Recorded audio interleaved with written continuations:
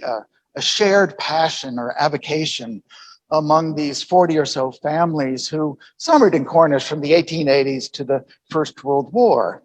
The artists among them had all traveled and studied and worked in Italy and had imbibed Italian Renaissance ideals for their art, but then they also applied those ideals to their gardens.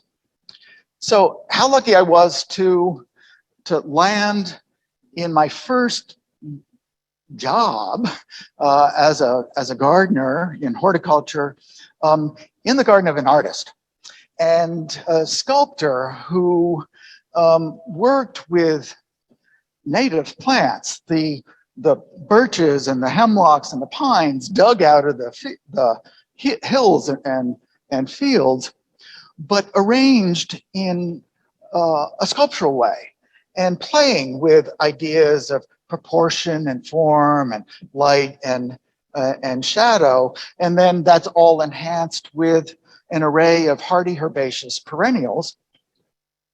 And these artists were the first modern gardeners to be using peonies and delphinium and bearded iris, all of the plants that have come down to us as stalwart New England garden plants were new in these gardens. So it was this wonderful combination of architectural space and beautiful summer blooming perennials. I was able to work with a Connecticut landscape architect, Charles Platt, who in the 1890s traveled to Italy and came home and wrote the first book in the English language on Italian Renaissance gardens, his words and his photographs. He went on to design dozens of Italian Renaissance inspired villas, houses, and gardens throughout the country.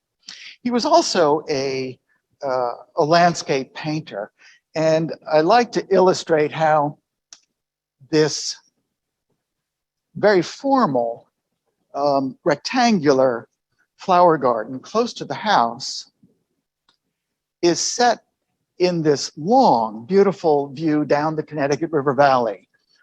Here's the river, Mount Ascutney is here, and the landscape painter in him sculpted this intermediate view connecting the flower garden with the view down the river.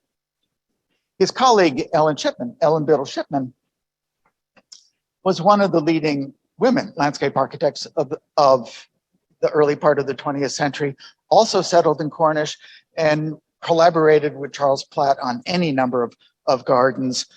Mrs. Shipman designed close to 600 gardens throughout the country, mainly in the Northeast, the East, the South, and in the Northwest.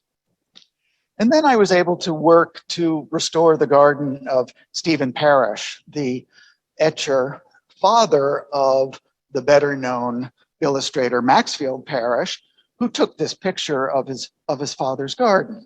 And this garden has had a long life. This particular image of representing the old-fashioned garden or the grandmother's garden. I'll have a little bit more to say about this garden later on. And then after a while, I wanted to stretch my wings, and the Garden Conservancy was becoming interested in an estate garden on Lake Sunapee, the Fells. It was the house and summer retreat of the Secretary of State, John Hay, but his son, Clarence Hay, and his wife, Alice Appleton Hay, created this extraordinary horticultural showplace on the shores of Lake Sunapee, including this nearly acre-size rock garden that was one of the gems of American rock gardens in the 1920s, 30s, and 40s.